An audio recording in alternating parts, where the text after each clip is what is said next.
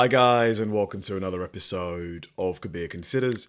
In this video, we're going to react to what other countries are told is American. This must happen quite a lot. So, someone started a new restaurant and they want to sell a certain product, and they know that if they say it's American, it's from Texas, it's what the cowboys used to eat, they could sell more of that product, even if there's no link between Texas and the actual product. So it must happen quite a lot. So it made me curious, is there like a list of these certain items that, have zero link to America, aren't American at all, but have been really hyped up to be, American? Hello friends, my name is JJ. So let me show you a photo that one of my European friends sent me the other day. It's of the American food section of his local supermarket. I forget what country, but I've been to Europe enough times to know that sections like this are common all over the continent. Even though the resolution isn't that great, if you're from America, I'm sure you can make out a few products. We got Goldfish, Airheads, Pop-Tarts, A1 sauce, gluten-free hazelnut coffee mate. Now the question would be whether this is actually an accurate portrayal of American food or simply a heavily exoticized one. Exoticism is a term used to describe the tendency of thinking of foreign cultures only in terms of how they differ from your own. This then leads to the habit of wrongly assuming that the weirder some foreign thing is, the more culturally traditional it must surely be. So in this case, obviously Americans don't actually eat things like Oreo cereal or spreadable marshmallow fluff all that much, but they're nevertheless marketed as being super American because such products fit a certain European stereotype of Americans as a people who eat all of this decadent, high sugar nonsense. That said, Americans are of course just as guilty of doing this as anyone. Be honest, any Americans watching this, have you had any of these products? Do you eat any of them often? No judgment, honestly, no judgment. Supermarkets over here have the so-called world food section, featuring imported products from other countries, often presented in some equally exoticized display. Ooh, puto. Exoticizing goes hand in hand with the other phenomenon we talked about the other week, faux-authenticity. This is basically when you use a bunch of stereotypes of some foreign place to come up with a product or tradition that you then inaccurately present as being some normal part of their culture. Chinese fortune cookies, which are not actually a thing in China, but no way. I thought they were. Play into a certain exotic stereotype of the Chinese as mysterious fortune tellers would be a classic example. Anyway, today I thought we would look at a few examples of faux-authentic American traditions as practiced by non-Americans around the world, and see what they can teach us about some of the interesting ways that Americans continue to be exoticized. So I lived in Japan briefly, and while I was there, I was able to see perhaps one of the world's most infamous faux-authentic American traditions up close: fried chicken on Christmas. So Christmas is a pretty weird holiday for the Japanese to be celebrating in the first place, given it is not remotely a Christian country. But they do, and in a mostly superficial way that focuses on things like decorations and foods above even things like family or presents. And a lot of this superficiality, in turn, is heavily filtered through assumptions of what Americans do. And apparently the Japanese have been convinced that eating fried chicken, especially KFC fried chicken, is the traditional American thing. Maybe it's some kind of like evolution of the turkey. Maybe that it's the Japanese's take on, because it's both poultry, isn't it? It's not too dissimilar. Here in Japan around Christmas time, you will see big ads for special fried chicken Christmas combo deals all over the place. Wow. And a lot of Japanese kids will look forward to having a big KFC feast on December 25th. This faux-authentic tradition was supposedly the idea of just one man, Takashi Okawara, who ran the first Japanese KFC franchise and claims to have made up the Christmas thing as smart man. It's a marketing gimmick in the 1970s. And after a few years, KFC for Christmas starts to get popular in Japan. And NHK, which is a national broadcaster, comes in to interview Mr. Okawara, and they want to know if KFC is an American Christmas tradition. You are selling Kentucky Fried Chicken so well in Christmas. And is there common custom in overseas? And I would, I know that there people are not eating chicken, they're eating turkey. But I said, yes, it was right. Well done. What a lad. It's all about the Benjamins, baby.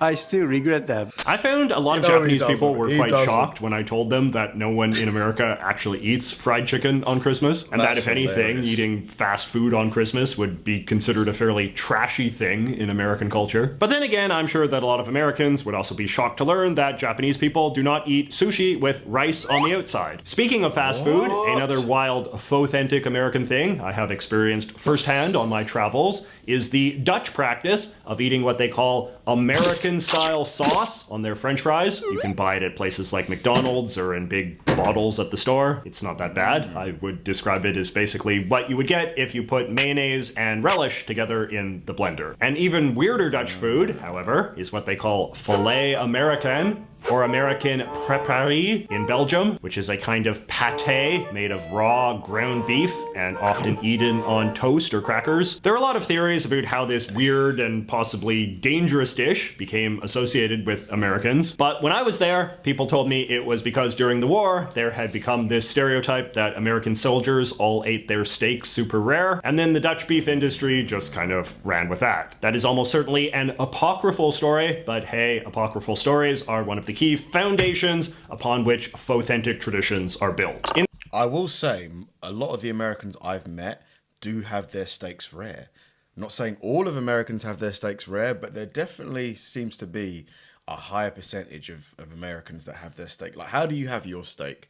I'm still in the medium category. In the comment section of my original authentic video, a bunch of my non-American friends had some fun examples of their own of various head-scratching things they've seen marketed as being American style in their own countries. For example, some of my British viewers noted that British supermarkets sometimes sell supposed American-style hot dogs in jars of brine. Yep. Load up on Yep. that big stateside flavor, proclaims this ad. But if hot dogs in jars of brine are too weird for you, they do also sell them in cans of brine as well. Hot dogs are, of course, one of the great exoticized symbols of American cuisine in much of the world, and as a result, slapping hot dogs on something is always a surefire way to market it as being American style. For example, in a lot of places, pizzas with hot dogs on them are presented as being American-style pizzas. Either sliced up hot dogs, as in this German pizza, not too or bad. entire wieners, as in this one from... Yeah, this is too far. Like, the sliced up ones, I could tolerate. It's kind of like pepperoni, kind of. But this is just... I don't know. South Korea. In Italy, meanwhile, a American pizza is apparently one with bits of hot dog and French fries. In Brazil, they sell allegedly California-style pizza with pineapple, figs, plums, and those bright red cherries they sell in cans. Though nothing can top this story from my friend Daniel. My friend was doing graduate work in Poland and went out to eat and saw American pizza on the menu. When she ordered it, it came out as a plain cheese pizza, and the guy brought a can of creamed corn and poured it directly onto the pizza right there at the table. Many Americans who had lived or traveled abroad were equally keen to regale me with horror stories about what other countries seem to think a traditional American-style breakfast entails. Among other things, they described being served breakfasts that included stuff like baked beans, garlic bread, potato salad, and of course, hot dogs. One guy even complained about being served green orange juice in China. Talking of Asia, many of my Asian friends told me about a dish that is apparently common in many Asian countries, known as American fried rice. This evidently consists of rice cooked with ketchup, corn, and raisins, accompanied by a side of various stereotypical American delicacies like hot dogs, slices of bologna, fried eggs, and chicken nuggets. I just don't see the American, apart from the hot dog, I don't see any, like, link here to America.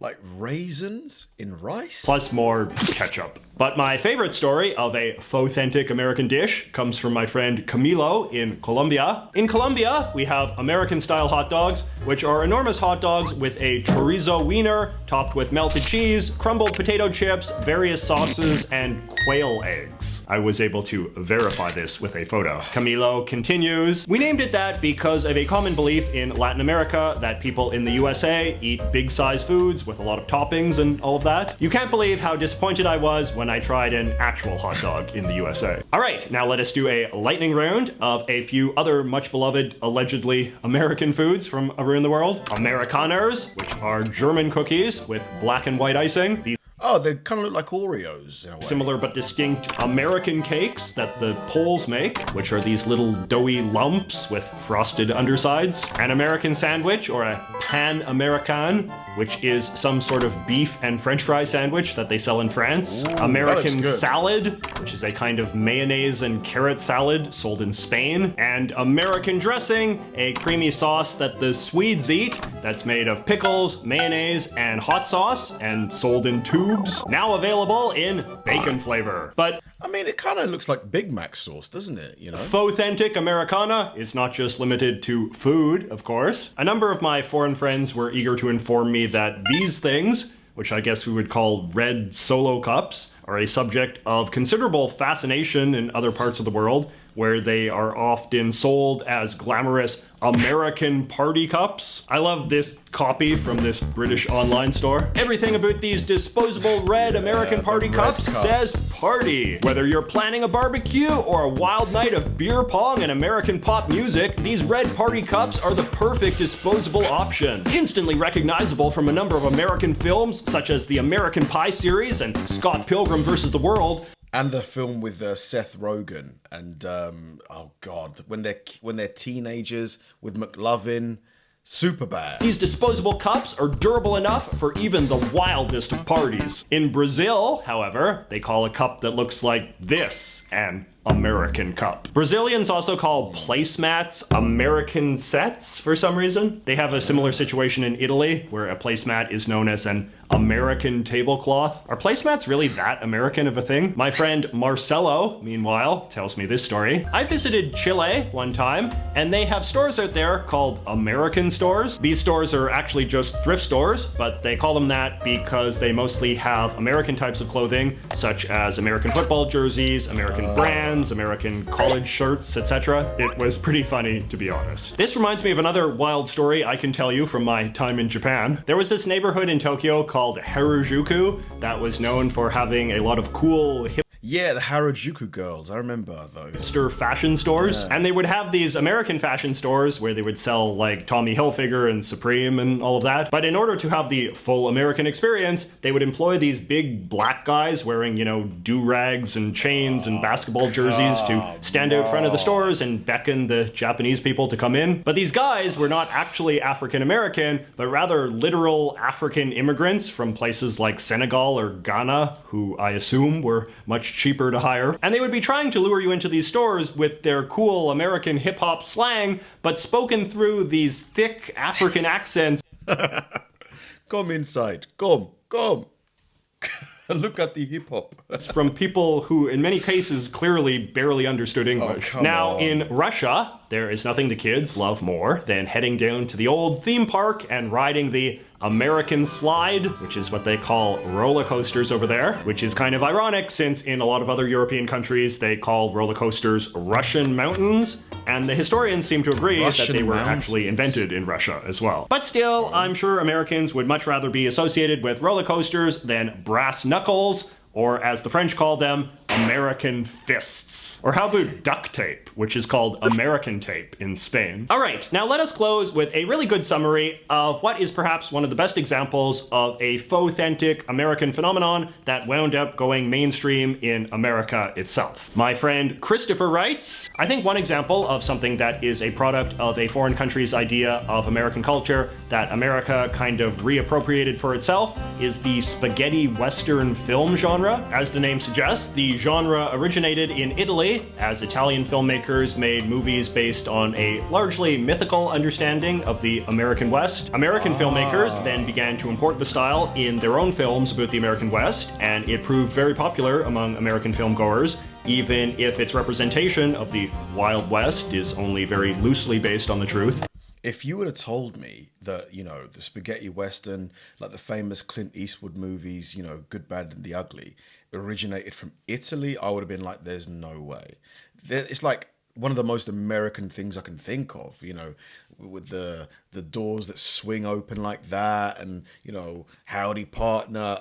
I would never have thought Italy ever. A very recent film that utilizes a lot of these spaghetti western tropes is the Quentin Tarantino film Django Unchained. The term spaghetti western is itself also quite interesting because, as we discussed in the previous video, spaghetti has become one of the most Americanized Italian foods in the US. So there is something wonderfully poetic and circular about using the name of an Americanized Italian food to describe Italianized American history. Yeah. So I hope you enjoyed these two deep dives into the exciting world of... Very interesting. My mind is still genuinely blown by the spaghetti western thing. Like, I'm going to try and dig out and find one of the first sort of Italian spaghetti westerns just to see like how similar they are, or it is, to the ones that I've seen, like The Good, Bad and the Ugly. But yeah, I mean, it makes sense that a lot of these companies do what they do. Like, they're in the business of making money, right? And if they know that people are going to make, buy their products, the KFC guy in Japan, when he was like, it was a lie. Thanks for watching, guys, and I'll see you in the next one.